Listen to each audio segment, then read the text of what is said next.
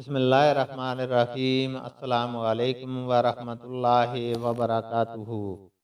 حدیث نبوی صلی اللہ علیہ وسلم ہے، جب رسول اللہ صلی اللہ علیہ وسلم بیمار ہوئے اور آپ صلی اللہ علیہ وسلم کی بیماری زیادہ ہو گئی تو آپ صلی اللہ علیہ وسلم نے اپنی دوسری بیویوں سے اس بات کی اجازت لے لی کہ آپ کی تیمارداری میرے ہی گھر کی جائے۔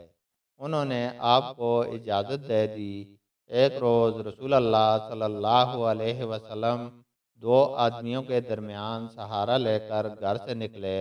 آپ کے پاؤں کمزوری کی وجہ سے زمین پر گھستے جاتے تھے۔ عباس رضی اللہ تعالیٰ عنہ اور ایک آدمی کے درمیان آپ باہر نکلے تھے۔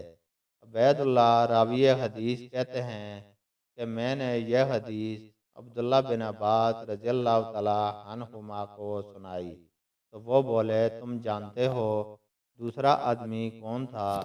میں نے عرض کیا کہ نہیں۔ کہنے لگے کہ وہ علی رضی اللہ تعالیٰ عنہ تھے۔ پھر عائشہ رضی اللہ تعالیٰ عنہما بیان فرماتی تھیں کہ جب نبی کریم صلی اللہ علیہ وسلم اپنے گھر میں داخل ہوئے اور آپ صلی اللہ علیہ وسلم کا مرض بڑھ گیا تو آپ صلی اللہ علیہ وسلم نے فرمایا، میرے اوپر ایسی 7 مشکوں کا پانی ڈالو جن کے سر بند نہ کھولے گئے ہوں، تاکہ میں سکون کے بعد لوگوں کو کچھ وصیت کروں۔ چنانچہ آپ کو حفصہ رسول اللہ صلی اللہ علیہ وسلم کی دوسری بیوی کے لگن میں جو تانبے کا تھا بیٹھا دیا گیا، اور ہم نے آپ پر ان مشکوں سے پانی بہانا شروع کیا۔ جب آپ ہم کو اشارہ فرمانے لگے کہ بس اب تم نے اپنا کام پورا کر دیا، تو اس کے بعد آپ لوگوں کے پاس باہر تشریف لے گئے۔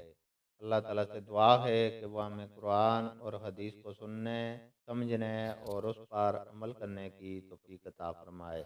آمین۔